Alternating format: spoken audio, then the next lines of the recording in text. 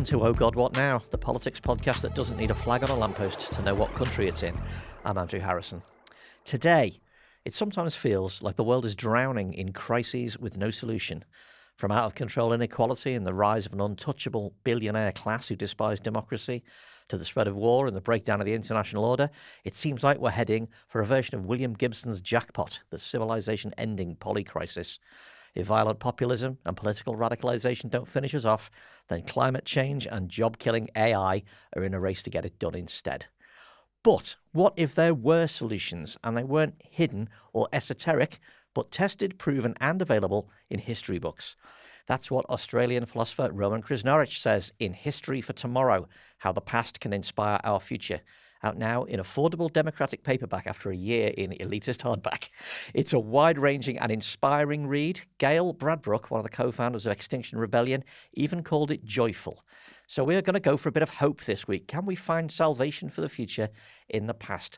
Roman Krznaric is here with us today to talk about it. Welcome to Oh God, What Now? Well, it's a privilege and pleasure to be here. I hope to inject a bit of radical hope into the conversation. Well, that's what we want. I mean, the overriding sense of now is the lack of hope, isn't it? Everything's getting worse and worse, showing no signs of getting better.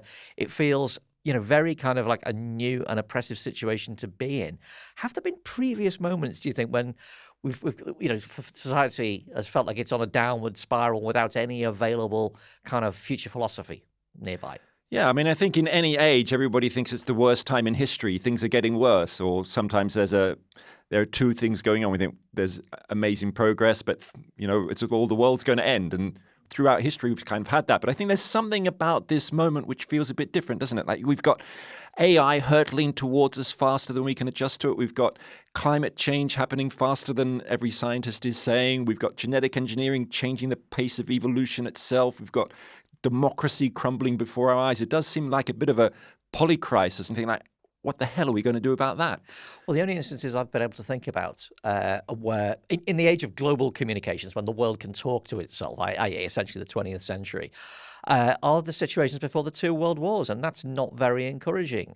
You do point out in the book about how, one of the major problems, inequality, for instance, has often been solved by massively destructive incidents like wars. This is not an encouraging thought, is it? No, I mean, it's a bit of a downer when you look at some of the historical analysis, which says basically things only get better when we have some humongous crisis or collapse. So, yeah, the Second World War is a great example. So lots of great things came out of the Second World War, like the NHS or the European Union, if you think that's good, which I do, things like that. Or you've got even feudalism, was partly destroyed by the Black Death because a third of Europe's population died in it. And then you had a lack of labor and that pushed up wages.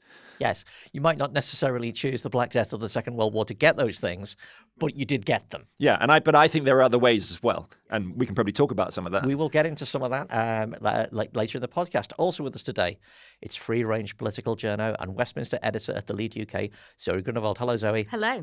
So the plan on the pod is to cover news events on Friday's edition. We'll just keep coming. We have to keep doing them on the early one as well. This week, the reform-led Nottinghamshire County Council has banned its local newspaper from speaking to its leader or any of the councillors with immediate effect. Leader Mick Barton accused the Nottingham Post and its website Nottinghamshire Live of consistently misrepresenting our politics, actions or intentions. Now, I know it's a kind of learning curve for reform, but A, it's not a good look. And B, how are you going to communicate with your voters at all if you ban the local paper? Yeah, no, it's not a good look, and it undermines a lot of what reform's core messaging is, which is that we are going to represent these communities and these voices that have been left behind by the Westminster elite. So if you sever the tie with local reporting and you basically say we're not going to talk to you unless it's very specific emergency scenarios. They talk about flooding, weather-related cases, incidents at council-run schools, adult social care, public safety issues. I mean, they're all pretty much the bread and butter of councillors anyway. It does just send out it just puts a bad taste in voters' mouth. It's like you don't want to communicate with them and you don't want to be scrutinised. It's one thing being at war with the mainstream media, but, not in any way to knock the Nottingham Post, but I would not have described them as a colossus of the mainstream media. No, and apparently all of this was prompted by an article written by its agenda editor, Oliver Pridmore, about ongoing discussions over the reorganisation of local government, which included a claim that 2 Reform UK councillors said at a public surgery they could be suspended from their county council group if they did not vote for the preferred model. I mean, it's all very kind of local council, stuff that is going to go probably most voters aren't going to care about. What they are going to care about is their council saying we're no longer going to be scrutinised by the local press. Yeah, hands off the press, I say, under all circumstances. I agree.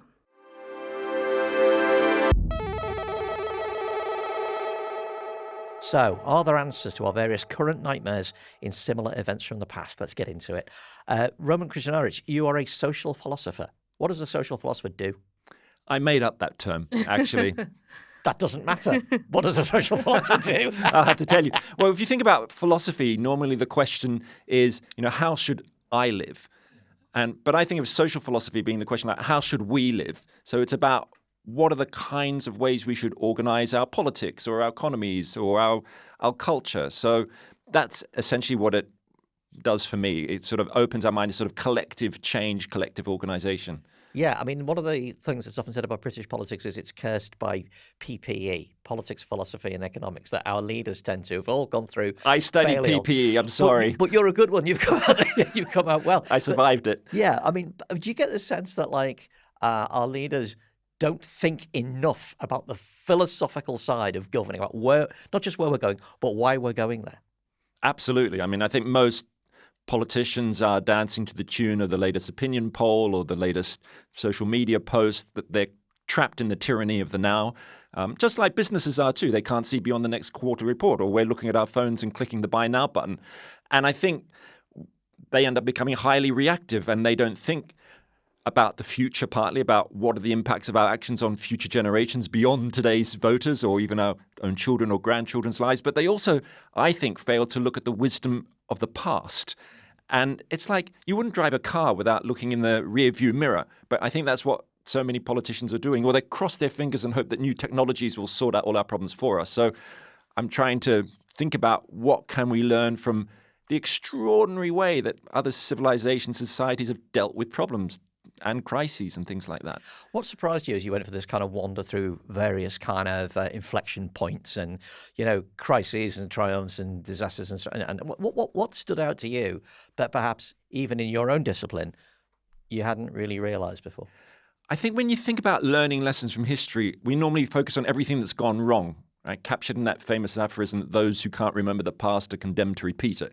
And of course, we shouldn't repeat the problems of colonialism or fascism and things like that. But what really surprised me going back through, say, the last 1,000 years of history is how often we've actually managed to solve problems or do things differently. And I kept coming across these examples I'd never heard of before. So like, just to give you one example, okay, we often talk about how we're going to create a more sustainable, ecological kind of society. And a lot of people say, if we try and do that, we're just going to go back to living in caves and so on. But actually, if you go, for example, to Japan in the 18th century, take that example, the city of Edo, today's Tokyo, was a huge city of over 1 million people, but they operated what we would today call a kind of a circular economy, where like everything was reused and repaired. So if you had a kimono, right, you'd use it till the cloth began to wear out, and then you'd turn it into pajamas at night, then you'd chop up the cloth and use it as nappies, then turn it into cleaning cloths, and finally you'd burn it as fuel. So they recycled and repaired, reused everything, and that was like 1 million people, and it went on for centuries. So we can do things differently. And then I suppose the objection to that will be, that's great. You can do that when you have an enormously oppressive centralized state with closed borders. For every one of the examples, there's a little bit, there was a kind of a downside on this. Yeah, absolutely. I mean, history's never a blueprint. You can never say, right, we're just going to copy what they did in Japan in the 18th century or in Renaissance Florence or something like that. The point is, I think from history, just like to open up our imaginations to sort of say, like, look at our democracies, for example. It doesn't have to be this way. There are different ways of doing democracy. There's different ways of running our economies. It's just sort of sparking our imaginations so that we don't just think the only answers we have are the ones we see immediately before us. In the book, you mention the story of JFK, saying that the Chinese character for crisis is a mix of danger and opportunity. And it turns out that's a myth. The character is more like danger plus change point. And one of these change points is the Cuban Missile Crisis, also with Kennedy as a lead character. Do you think we're at a similar choke point now, where if we can get through this, we'll be okay? No, absolutely not. And the question is, like, if we can get through what, right? I mean, and there are so many whats, right? Is it the ecological crisis? Is it the ramping up of super speed AI, which could take us down Armageddon pathways, this kind of thing. I think there's too many problems to think there could be one solution. And the thing about the Cuban Missile Crisis, it was a kind of one-off. If they could manage that, if they could work out what Khrushchev was thinking, if they could learn from history, which Kennedy did, he actually thought we shouldn't try and repeat what happened in the First World War, where we accidentally kind of bumbled into a conflict, that if we just try and negotiate and not assume everybody's sort of going to be, or not be too aggressive in our response, we might find a diplomatic solution. They did, but I think there's too much going on to think there's one easy way through it today. So have we not had a similar perma-crisis or polycrisis before? Is this quite a unique set of circumstances that we're dealing with? I think you can look back at the past and think, okay, we have these moments of crisis like the Black Death or like the Second World War. But I do actually think that there is something different. As you were saying, Andrew, in sort of introduction, the idea of a polycrisis or meta-crisis, when many, many things come together. And it's not only that, it's the speed of change. And that's really hard for governments, for example, to respond to, and especially if the problems are global as well. Well, another of your books is called The Good Ancestor, How to Think Long-Term in a Short-Term World. And a lot of this stuff does require very, very long-term thinking, which our politics is not good at all. I mean, it's very hard to sell an idea with the idea that the payoff is going to be when we're all long dead. And I know that some of our listeners watched Andor, the Star Wars spin-off, and there's a great speech by Luthen, who is the kind of rebel fermenter. He's never really seen as part of the never puts his head above the parapet. But he says, "I burn my life to make a sunrise that I know I'll never see," and that really struck me as this idea that you will just do it all and you'll never see the payoff. It seems that the thinking of the world is heading in the other direction, more and more short term. So how do we inculcate future-focused thinking in our people and our leaders, do you think? That's a great question. And I think the whole Star Wars world and the idea of the rebellion is a really good example, actually, of the kind of long-term thinking we need today. Because, the idea of rebellion, we're not going to succeed in my lifetime, maybe the next generation or the generation after.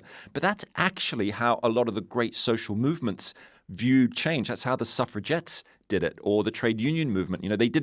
Most movements take half a century at least to achieve their aims. And I think that's the kind of vision that we have, that we need. But you're absolutely right that our politicians are incredibly myopic, and in a way we treat the future like a distant colonial outpost where we can kind of dump ecological degradation and technological risk as if there was nobody there. Yet the future's full of millions, billions of people, including my children, who are 16 now, twins, and their children. My daughter could be alive in the year 2100. And that future isn't science fiction. It's like an intimate family fact. But I guess when you talk to politicians, I'm sure you do this, Zöe, that you can get them in one mode where they are responding to the opinion poll. But actually, if you sit them down or over a drink or something and say, well, what's life going to be like for your grandchildren? You can actually reach people, but that's not how our politics tends to work. To be fair, Zöe, I mean, you talk to politicians much more than I do, but on the rare occasions I do, they are tyrannized by the moment and they wish they could get out of it. They wish they didn't have to be thinking about the opinion polls the whole time, just thinking tactical. And it's a constant struggle just to get to be strategic in some way. Yeah, absolutely. I think there's a lot of frustration about the short-termism that's baked into the electoral cycles, but also like the Treasury. The Treasury always wants to be able to write things off over the next couple of years rather than those long-term projects, for example, like HS2, which often become much more politically problematic because politicians have such a short lifespan. Every 5 years you could be gone again and that's it. But there are exceptions, right? So if you go to Wales, they have a political position called the Future Generations Commissioner. Right? And that's a public position, and it came out of the Future Generations Act of 2015, Wellbeing for Future Generations Act. And basically, the Future Generations Commission is a non-party political position, and their job is to look at the impact of public policy in all areas, healthcare, education, environment, so on, up to 30 years ahead. So beyond their own sort of career length, basically. And that Future Generations Commission doesn't have a lot of power, admittedly, but it is a model that's being picked up in lots of countries saying, look, we know there's this hyper short-termism. We need to develop mechanisms to get beyond it. And so there is quite a pretty good model, actually, for trying to do it. Well, let's focus on three specific cases from the book, because I think this will get us into quite an interesting conversation. Things where it feels like we are on a downward spiral, but you have specific lessons from history that maybe will be useful. can't do the whole book, but these ones stuck out for me. Obviously, global heating and global warming and the fossil fuel addiction that we can't kick. Nationalism, very present right now. You know, look out of your window, you may see flags on lampposts, and the tensions of different cultures living together, and the threat of AI, not just to employment, but to creativity, to our culture, to our very sense of what's real. Let's start with the carbon and the fossil fuel crisis. It's the first you talk about in the book. Did you start with that because it's kind of the emblematic, intractable problem of now? I started with that partly because of something that happened to me. I went and listened to a talk. I was at a conference where I heard the former CEO of Shell, a guy called Ben van Beurden, talking about how Shell was doing so much to help the environment and that we are on the road to net zero and all this kind of thing. But he also said, we need to do it quite slowly. We need to be gradual about this because to rush would be reckless. Our company would implode and people are still going to need fossil fuels over coming years. So we need to phase it all out by about 2050. And as I listened, I thought, I've come across this kind of argument before, exactly 200 years ago in the 1820s, when slave plantation owners and financiers, remember at this time in the 1820s, Britain was still presiding over 700,000 enslaved people in the Caribbean working on sugar plantations. So at that time, the financiers and the slave plantation owners would say, look, we realize that slavery is morally questionable, but we can't get rid of it too quickly because otherwise the economy is going to collapse. So we need to phase it out gradually over decades, exactly what the fossil fuel companies are saying today. And I thought, these things sort of never change in a way. And even the reformist movement, campaigning against slavery wanted to go very slowly. The main organization was called the Society for Mitigating and Gradually Abolishing the State of Slavery. I mean, the name said it all, right? It was all just about lobbying politicians and things. And, something else needed to happen. And amazingly, it did. In 1831, there was a huge uprising, kind of a rebellion in Jamaica. Yeah, because you talk about, I think you call it the idea of a radical flank, i.e., something big and dramatic and often violent and often highly controversial happens that kind of breaks them all, but also drags the more gradualist, more mainstream campaigners into a more radical position. I mean, people will be thinking today that's XR, Just Stop Oil, even Palestine Action, irrespective of whether you agree with the aims of this, but the methodology is there. But, I mean, as you yourself write, the main strategic arguments against radical flank movements is that they typically don't work, that they put people off. This will have the listeners thinking, why are you gluing yourself to my green train that's taking me to my job where I try and, limit the carbon output of planet Earth? Yeah, so if you look through history, it's quite clear there's a kind of a pattern. I don't think there are any kind of universal laws of history like Karl Marx thought. Nothing in history is inevitable until it's happened in a way.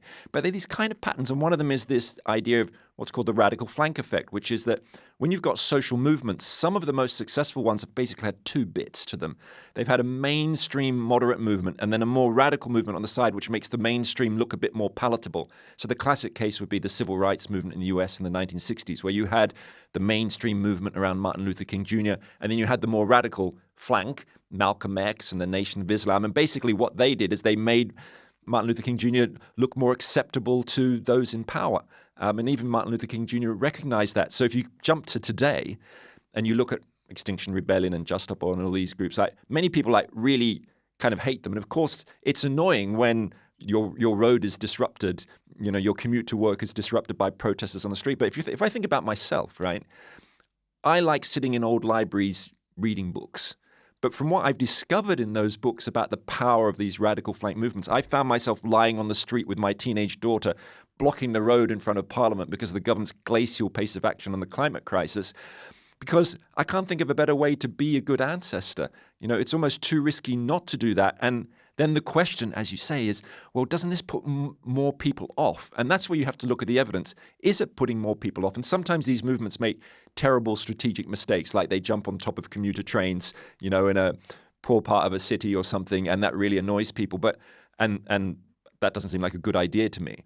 But if you look at the evidence actually in the last few years, even though some people are put off by these radical movements, many more people are turned on to the issues like environmental issues. And there's a really famous study that came out last year showing that even though Just Stop Oil annoys lots of people, though it's now kind of disbanded, it actually got more than 1 million people to put the environment at the top of their agenda. So it's a tricky thing, right? It is a tricky thing, but it also raises the question. It's a really ticklish one. From that description of what a radical flank organization is, don't terrorist organizations count as that? You do an extreme, shocking thing, which will include murder. Yeah, and that's a horrible thing. Yeah, and I think to think about. Yeah, and I think you need to make a distinction between radical movements which use violence and those which don't. So, I'm not in favor at all of using violence against people, but I kind of think, sometimes it might be okay to throw a bit of red paint on the steps of an investment bank that's investing in coal and oil. And I think that's a very different thing. But sometimes those things are put together. But I think, in a way, doing something with respect to property is very different from violence against another person. So I'm definitely not in support of terrorist actions. And again, the general picture is that kind of extreme violent actions tend to be unsuccessful. But when it comes to the social movements which use non-violent direct action, and that's what the environmental movement is all about, that actually tends to be quite successful. When you've been saying this stuff yourself, have you found yourself thinking, that thought I just described, you're putting me off. I want to support this, but your activities are making, the gluing yourself to the train or destroying a painting, for instance. I know a lot of the cases of chucking soup at paintings, they're behind glass and so on. But paintings have been slashed, for instance. Yeah. Sometimes I am put off. I remember when, I think it was when Just Stop Oil threw orange sort of paint or something on Stonehenge. And I remember talking to my daughter about it, and we both sort of thought, and especially my daughter was saying, hey, wait, Stonehenge is all part of what we need to get back to, like connecting with nature and things like that. And I think that was just a strategic mistake, as it were. And I think what happens often in these movements, because they tend to be quite decentralized, that you get some people doing things which aren't particularly sensible. And then hopefully you would think that they might learn from that. Yeah, what have the Druids ever done to us? Nobody knew what they were doing. So do you think the radical flank idea operates on the right reactionary side as well, though? So you can see it, obviously, we're talking about the hotel protests and the flag hanging. Although we might not experience Farage's mass deportations, Labour and the Tories are kind of following the lead, so that they are kind of nudging them in that direction as well. Yeah, absolutely. There's no reason to think that the radical flank idea only works on the left and not on the right. And as you say, this is exactly what we see, and when we've seen it in the United States as well, with Proud Boys and QAnon and all those kinds of things, that they seem kind of crazy, but they kind of open a space for anti-vaxxers and other kind of things which start becoming mainstream. So this is why the political strategy is kind of so important, and who's going to be more effective in the movements that they create and the way that they then use the media and so on. And speaking of the right and the growing crisis of nationalism and racism across the West, so you say that the coming years of migration will exceed the Industrial Revolution or the exodus to the New World in the 19th century. 1 billion migrants by 2050 with huge issues for living together. And you give us 3 examples from the past of how to make it work. So there's the Muslim Al-Andalus in medieval Spain, which was very cosmopolitan. There's Ghana in the 50s and modern Singapore. Can you talk us through each of them and what lessons we can learn? Yeah, sure. So I think we're kind of in an age of where we believe the idea of a kind of inevitable clash of civilizations, that Christians and Muslims can't live together, or Jews and Muslims, or whoever. But actually, if you look through history, it's amazing how often people did manage to live together. So that first example, Al-Andalus, which is this period in the south of today's Spain, between about the 9th and 13th centuries, where basically Muslims, Christians, and Jews managed to live together in conditions of relative tolerance. It wasn't perfect. There were everyday tensions. There were occasional outbreaks of violence. It was an Islamic-controlled society, but Christians and Jews could practice their religions.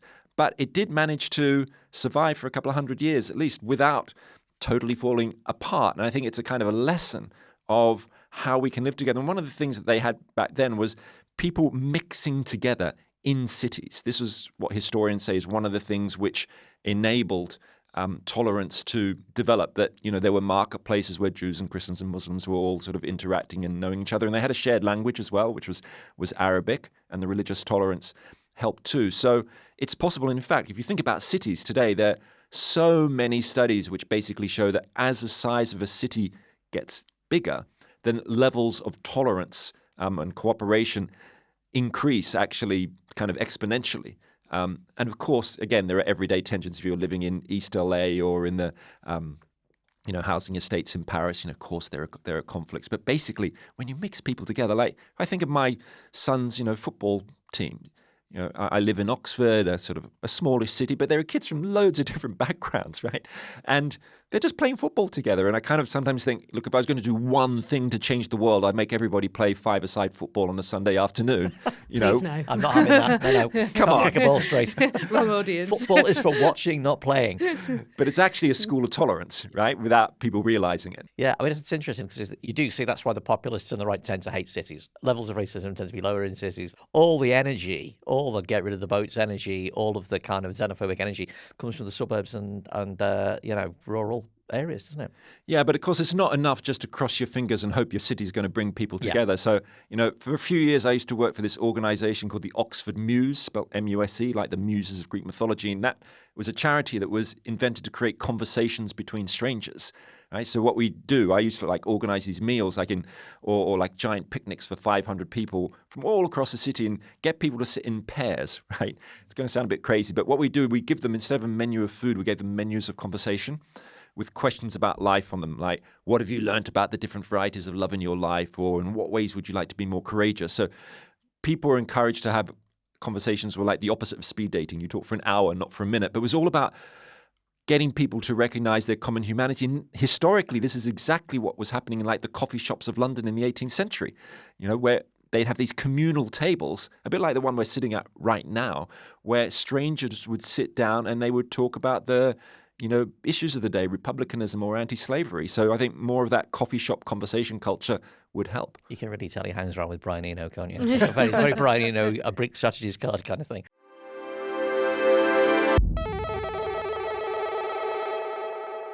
Tell us about Ghana in the 50s, because that's an example as well. Yeah, Ghana's a really interesting example because it was a country that, in a way, forged its national identity in relation to British colonialism.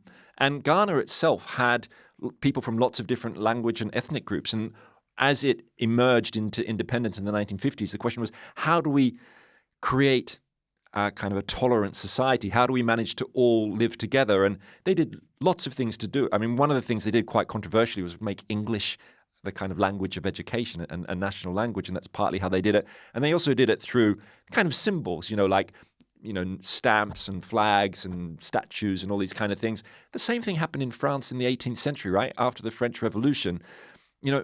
At that time, about half of people in France couldn't even speak French. The next 100 years in France was all about trying to create a sense of national identity. And that's really interesting, isn't it? Because national identity tends to be sort of right-coded, doesn't it? What about our national culture? What about, speak our language? All these things tend to come from the right. And yet you're saying there's a big progressive aspect to it as well. Yeah, there is, because, of course, historically, a lot of nationalism has emerged out of anti-colonial struggles, as well, like in Algeria, for example, or Ghana is another example. So, nationalism isn't always bad. It's when it kind of flips to being a kind of mindless patriotism, which is all about saying no to the outsiders. And I think Ghana was quite good at dealing with that. And that's why Ghana is a country that hasn't gone through a lot of the conflicts that other countries have experienced. And then, of course, there's Singapore, which to the layman looks like you can do this, as we were speaking about earlier, if you have kind of oppressive rule, whether that's kind of religious, military or executive strongman. And, Singapore's awfully clean and calm, but maybe you wouldn't want to live there. I mean, what can we learn from modern Singapore? Yeah, Singapore's a really interesting case because basically since the 1960s, it's had the same party in power. So it's not necessarily branded as an authoritarian regime, but it's definitely not democratic either. I mean, they do have elections and stuff. But one of the amazing things about Singapore was back in the 1960s, when it was again emerging as an independent kind of nation state, is they had lots of race riots, Chinese, Indian, and Malaysians. And they had this big question of how do we get people to live together in harmony? Right? In a way, the same question we're trying to think about today in an age of mass migration. And they started introducing these really smart public policies, like in housing estates where 80% of people in Singapore live. They made sure that every housing estate mixed together people from different ethnic backgrounds. And even on one kind of corridor on one floor, and I've been to these, you have people who are Chinese, Malaysian, Indian kind of mixing together, and they don't have private balconies. They all have a shared balcony, so kids play together and things like that. And it's a bit like a form of architectural design being used in politics. And thing is, not every country can suddenly replicate what Singapore's done. It's more one of these things, again, that opens our imagination, saying, maybe there's another way to do things. Yeah. Well, no, you're not saying let's run Britain like Singapore. You couldn't and wouldn't want to. But it does concern me, this idea, because the idea of like make people live next to each other, whether they like it or not, they'll learn to get on. We sort of tried that in Britain, didn't we? We kind of, there's a Polski sklep on your high street. There's a Romanian, there's a Romanian family up the road. The whole kind of EU immigration thing of the 2000s. I'm a fan. I was behind it, but a large part of Britain really hated it, and has got us where we are now. Yeah, absolutely. And I think, of course, Singapore's accused of kind of social engineering, this kind of thing. And I think we can look back at the people coming from Poland, Romania in the mid-noughties. And I'm of Polish background. My dad's Polish. But if I was a politician, I think strategically they made a big mistake, which was they let a lot of people in very, very quickly, and there were other ways of doing it to integrate people more slowly, like Spain does today. They've got all these citizenship programs and things like that. They do it much more sensibly, and there's much less tension around migration, but there is still a rise of a far right there too. So none of this is easy. Well, if it isn't nationalism and xenophobia that gets us, it will be artificial intelligence, not necessarily Skynet or the Matrix and loads of robots, that the basic kind of grinding processes of eliminating all the jobs, reducing us to penury, stuff like that. And beyond that, kind of wrecking our idea of consensual reality. We're already seeing it. All, online politics is polluted by deep fakery and imagery and all the rest of it. You point out that the out of control nature of AI is very similar to the out of control nature of capitalism itself. They're both kind of self-sustaining systems. Can you tell us a little bit about your perspective on that? Yeah, I think it's really interesting. If we think about the problems of AI, we might sort of say, okay, problem is we've got this system that could potentially get out of control. And the question, thinking about it historically, which is what my book History for Tomorrow is all about, is have we ever done anything like that before? Have we created systems that we can't control? And where my mind went back to when I was researching this book was to somewhere that might sound a bit obscure, but isn't that obscure, which was the invention of financial capitalism in the Netherlands in the 17th century. Early 17th century Amsterdam, that's when they invented the first stock markets or the first public limited companies, marine insurance, all these kinds of things. But that system quite quickly got out of control. They started having these booms and busts in the stock markets, big economic collapses. And then we now know about, of course, the Wall Street crash or the 2008 financial collapse more recently. And so that's one of the kind of dangers of AI today. But the spread and the danger of the collapses are much, much faster. But of course, AI is not going to collapse in the same way as a financial system. I think what we're facing is in the same way that like an economic system can have financial collapse, I think our AI super system could have what you could call reality collapse, partly because of, we know about already, the spread of fake, news reports and political speeches, but that is just going to expand to fake legal contracts, fake stock market reports, kind of fake everything. And I think one of the lessons from history is that if you don't have basic social trust, especially around the kind of information that there is, then it's very hard for a society to sustain itself. So it's not looking good. It's tricky though, isn't it? Because a lot of your book is about finding, here's not a solution that can just be, plugged in, but inspirations, ideas, ways of doing things that may be possibly usable now. I'm a big centrist. I think capitalism is a thing to be regulated and controlled and directed, but not to be abolished.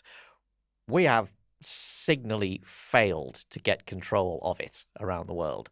And the way that the comparisons you draw between the nature of out-of-control capitalism and AI, really interesting. It's huge and hard to regulate. It insinuates itself into every part of life. You can't opt out.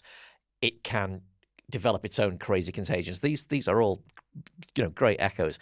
Given that we still 300 plus years into the existence of financial capitalism haven't got a rein on it, do you think this is possibly a place where history can't teach us that much? I have to admit, when I look at what's going on now with AI and supercharged capitalism and the rise of billionaires, I kind of pull my hair out and think, could we do it any differently? Is there any historical evidence that we can organize our societies differently? And I have to work quite hard to find examples. Yeah. And so I don't want to be overly optimistic. I mean, I like making this distinction between optimism and hope. I think of optimism as a kind of glass half full attitude that everything's going to be okay in spite of the evidence.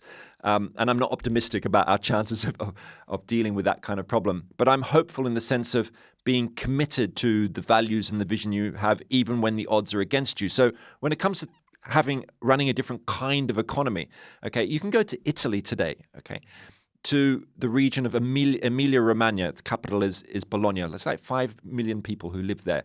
Now, 1/3 of their economy is basically run by cooperatives. Like, people work in cooperatives. 1/3 of GDP comes from cooperatives. They have this long history of workers organizing and owning businesses. And this goes not just for like local farms and shops and supermarkets, but also a lot of their tech firms, AI companies as well. They're owned in different ways. And I mean, there are other examples around the world of this kind of cooperative. So I think that is a lesson for hope. And I think another place to find hope is actually what's going on today in the alternative economics movement. So, you might know about this new kind of economic model called the donut of social and planetary boundaries, developed by the British economist Kate Raworth, who I have to admit is my wife. I was about to say, hang on, there's a connection here. Even apart from her being my wife, this is a model endorsed by the Pope and David Attenborough, but it's also being used by over 100 cities and regions around the world, big cities like Barcelona, Glasgow, and so on. And this is an economic model which is not about a capitalist model of growth. It's about the idea of how can we create economies that thrive in balance. In other words, an economy which doesn't send us over dangerous thresholds of CO2 emissions and biodiversity loss, but also brings people out of poverty and gives them education and so on. So it's not so much about the kind of Rachel Reeves growth idea. It's much more about balance. And it doesn't mean stasis. Your economy can still be going up and down, but the main goal is not just to grow for the sake of it. It's actually to get into this donut-shaped space. Like, think of a donut with a hole in the middle where you bring people above a basic foundation without going around the outside. And this is thriving. And just one more thing on this. In 100 years, we might look back and think that this was the seeds of a new kind of economy growing. But I have to admit, we might look back in 100 years and think that donut thing, for example, these alternative economic models, they flowered for a bit and then they were crushed, and who knows? Well, the glass is always half full. Unfortunately, the water is privatised and it's got sewage in it.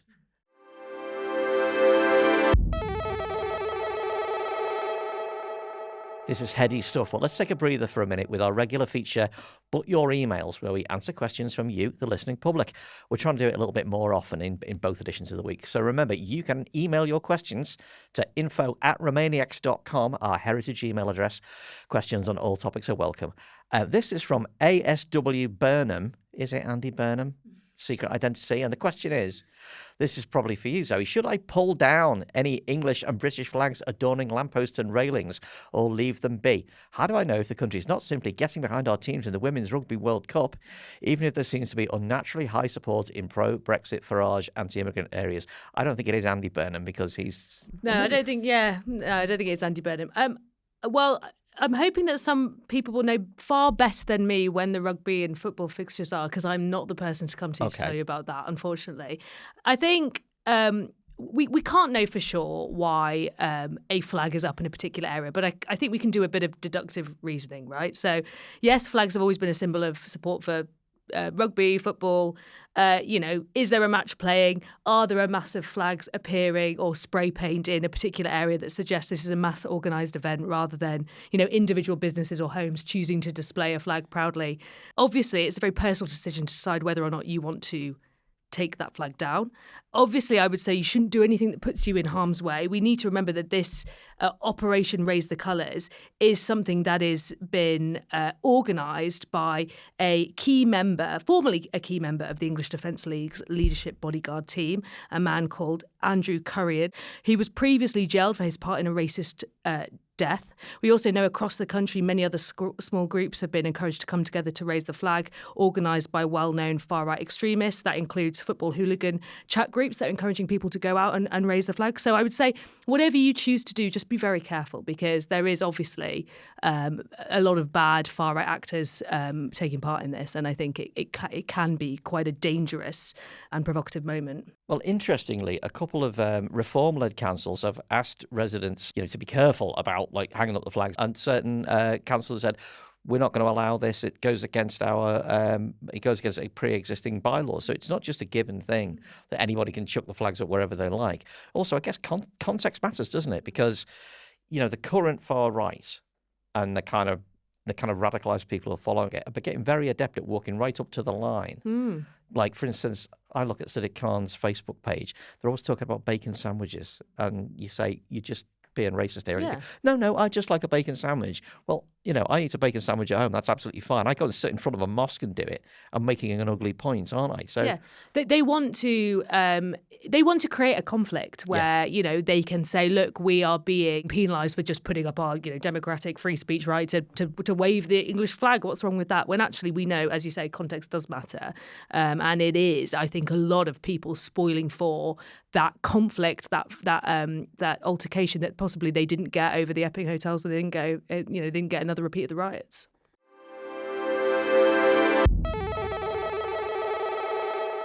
So the book came out in 2024 and presumably was submitted probably about a year before that. Obviously, the world hasn't got particularly better since that happened. We've had the hottest summer ever in Britain alone. Trump returned to power with a non-zero chance that America will cease to be a constitutional republic. There's a war on empirical science and reason across the internet. And in Trump's government, a blood and soil nationalist movement is appearing in Britain. How would you update the book now? And are there any other lessons from history that keep springing to your mind when you think about the current problems facing us? That's a really interesting question because, of course, with a book like this, it's got 10 chapters. I look at 10 issues. I look at certain bits of history and, it's just the beginning. I hope other people might write more books on learning lessons from history. I think if I was going back to do it again, given what's happened in the last couple of years, one of the things I might do is I might kind of shuffle the order of the chapters, at least. And what I might put right up front is that we need to reinvent democracy.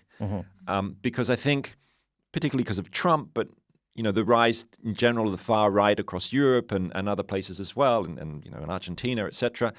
What we're seeing is, we've got the smallest number of liberal democracies in the world for any time since in the last 30 years. We've seen declining trust in traditional political parties and elections and things like that. And basically, representative democracy, where we go along every few years and put an X on the ballot sheet, which is quite a new system, by the way. It's only been around since about the 18th century.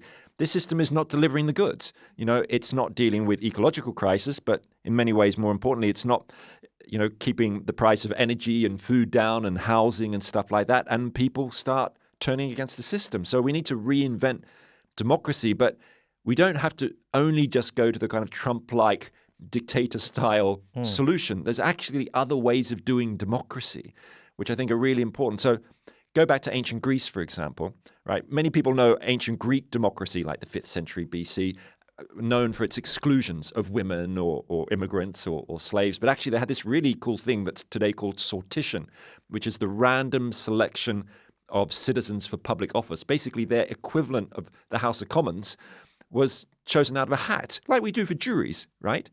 And we've actually seen a revival of that today in the form of citizens' assemblies, right, where random selections of people controlled for gender and age and ethnic background sit and discuss big, important issues. Most famously in Ireland, about 7 or 8 years ago, they had a citizens' assembly on abortion, which recommended there should be a referendum, which then passed to change the constitution. And in the last 20 years, there have been hundreds of these across Europe. And it's one way, amongst many, of trying to revitalize democracy. And something else I would, just in relation to that I'd add into the book today, there've been a whole bunch of recent studies, and this is really surprising, showing that some of the biggest supporters of citizens' assemblies across Europe, including the UK, are actually people who would vote for the far right. People who don't like the existing system, who feel they've got no voice or agency. And what a citizens' assembly does, doesn't get everyone to agree with each other, but it makes people feel, I'm being listened to. And I think that's one of the cornerstones of this problem that we're facing. I think one of the big things we're going to have to deal with is the fact that a lot of people who say they'd vote for the far right are not in themselves far right. They're just really pissed off, disenfranchised and ignored. Those are, 20%, whatever, hardcore of irredeemable racists and wannabe Nazis. But that's not everybody who's put in reform on 30%. That sortation question, by the way, I like the solution in The Hitchhiker's Guide to the Galaxy, where there's like one guy who's governing the universe, but he doesn't know. He just lives in a shed on a backwater planet, and people keep coming around and saying, what would you do in this situation? He goes, I don't know, I'd do something like this, leave me alone. And it's like ultra sortition at a universe level. We should try it. you can lead that campaign. And what's the history telling us about how to deal with Farageism, which is that kind of conspiratorial, post-truth, Trumpian, racist politics that's being imported into the UK? Because we know that history's record in heading off the nationalist right is a bit patchy, to say the least. It's really tough. I mean, I think one of the ways to think about that is the power of decentralization, because one of the things we know today is that it's so easy for billionaire oligarchs or dictator-style leaders to capture a centralized political system. But the more power that's given, for example, to cities, the more that you can spread that. And I think one of the amazing things that's happened in Britain in the last 25 years, in the 1990s, there were no directly elected mayors in this country. And now there are, I think, 27 of them. And of course, it's not perfect, whether it's Manchester or London, whatever. But actually, this is one of the ways is that you spread the power out. And, sometimes you might find a local area might get captured by an extremist local council or something like that, but others won't. But what you won't have in that situation is, something like a sort of dictatorial kind of takeover of a system. I found you really interesting, and there's lots of the hope we were looking for in it. But sometimes, I often find myself thinking, that's great. How do you get there from here? Because it depends on a world that's inclined to learn, a world that is interested in history, interested in empirical discovery. And it feels like everything's moving in exactly the other direction. RFK is a clear example of an anti-intellectual, absolutely kind of recidivist view of the world. We're offered, in quotes, common sense with its baked-in right-wing reactionary ideas. It's an anti-enlightenment way of looking at things. How do you move that needle back to reason? And I realize this is a very big ask for a podcast, but, how do we point people away from that and into reason in the future? I mean, on one level, I'd say, okay, this is about education. And, if I had my way, I'd say, a new topic should be introduced into schools, applied history, where we learn the lessons. But that's probably not going to happen, even though some teachers kind of do that anyway. But I think the other thing we need to rely on is the power of social movements, which we talked a little bit about earlier. Because actually, if you look at some of the biggest changes of history, they kind of conform with kind of a model of change, which I've developed in this book called the disruption nexus, that if you want to have change, basically three things need to happen together. One, you need some kind of crisis, like an ecological melting ice sheet or a financial crash. Then you need new ideas or visionary ideas that can replace the old system. And then you also need the movements to amplify the crisis. So a classic case would be like Berlin, 1989. How did state socialism collapse in East Germany? Well, one, you had a crisis in the East German leadership. They were all fighting with each other about Gorbachev's reforms and how to respond to them. And then you had the ideas around freedom of speech and freedom of movement, in that case, quite old ideas, actually. And then you had the big uprisings of people coming together. So I think if we're going to create change today, and I share with you that sort of feeling like everything's going in the wrong direction, we actually need movements, people on the street who can, in a way, kickstart these political processes so the politicians sit up and actually listen and respond to a crisis and don't just continue with business as usual. We mentioned your book, The Good Ancestor, and you're also a member of the Long Now Foundation, which encourages long-term thinking over a span of 10,000 years. Tell us a little bit about that. So the Long Now Foundation was invented to try and expand our sense of time. In fact, Brian Eno, the great musician, invented the concept of the long now, thinking that now is, we normally think of as like this moment, these few seconds, these few minutes, these few hours. Well, why don't we have a longer sense of now which stretches out in time? Because if you think about so many of the problems we face, they require long-term solutions. How do we plan for the next pandemic on the horizon? How do we deal with racial injustice and wealth inequality, which get passed on from generation to generation, or the risks from new technologies, and of course the climate emergency, which is here right now already, but it's just going to get worse and worse year and year, decade and decade. So we need this longer-term thinking. The Long Now Foundation does these kind of cool and somewhat kooky projects. So one of them is called the 10,000-year clock, which is basically a slow time clock which is being built as we speak inside a limestone mountain in the Texas desert, which is going to stay accurate for 10,000 years. And you're going to be able to visit it like a pilgrimage to Santiago de Compostela kind of thing. And you'll go inside and it'll take you a few days to get there, and you will basically witness this clock ticking very, very slowly. But the whole idea is to sort of give us this sense of a longer-term view and then translate that into our politics or into our economies and things like that. So it's a kind of a cultural project. But I think we need these conversations to try and shift the system, because if we're not talking about it or just sort of complaining about saying, oh, it's all short term, it's also short term, we're not going to get anywhere. We need to draw on the history and have the vision of the future. I mean, in many ways, we're kind of more equipped for very long-term thinking than we've ever been, with better technology and, as you say, more thought around this. But why aren't we doing it? What's preventing us? I mean, I think it's partly because the systems that we have, if you think about our political systems, they were invented in the 18th and 19th centuries to solve different kinds of problems. They weren't designed to solve long-term global problems like climate change. So basically, the institutions we've got are kind of out of date. It's a bit like our typewriters. You know, our typewriter keys are there's that weird pattern that they have in order to keep the keys of old typewriters in the 19th century separate from each other so they didn't clash. So commonly used letters wouldn't sort of bump into each other and jam your typewriter. But we don't need that typewriter keyboard anymore because we've got computers that don't have these keys. So that's why we need economies which are not addicted to growth but are all about balance, or we need politics which is much more participatory. So I think we need to just recognize the thing is, human beings, we're really quite good at long-term thinking. I mean, our brains can dance through time. One moment you can be looking at your phone, then you can be thinking about your pension, right? Or you can be thinking about your kids and your grandkids. And so this is kind of baked into us. So if you think about when the year your grandmother was born, and if you have children, the year your grandchild might die, well, that's like a span of a couple of 100 years probably. So we are actually not just dopamine-driven, short-term creatures. We actually have this capacity for longer term thinking. Just most of the ways we organize stuff don't, in a way, nurture it. Do you think we've got 10,000 years? No, we haven't got 10,000 years. And if you ask any sensible climate scientist, they'll say maybe we've got a window of 10 years, Right. To deal with certain things. And that's why you need the social movements, because we can't wait that long.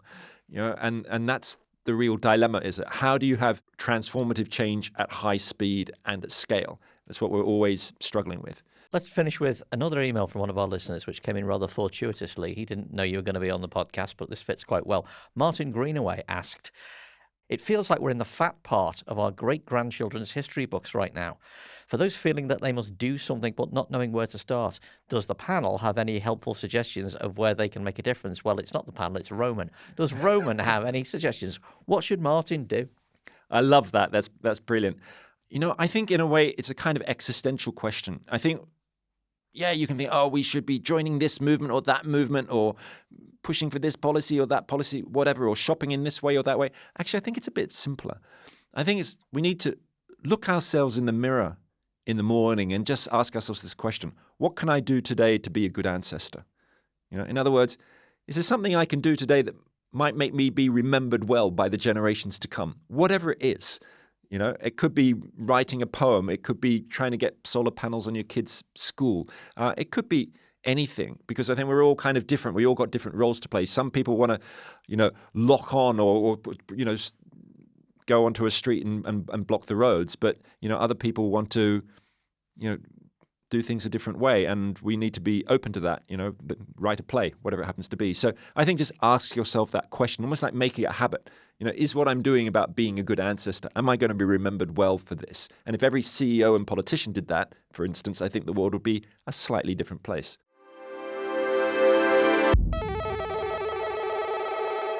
We've come to the end of the show, and we hope we have generated a little bit of hope in you, the listeners. As is traditional, we're going to finish with escape routes, where we ask for the books, music, films, TV, or whatever that our guests have been using as balm for the mind lately as an escape from politics. Zöe Grünewald. I just finished a book that came out probably a decade ago now, but was sat on my bookshelf, probably stolen from my sister, called Animals by Emma Jane Unsworth.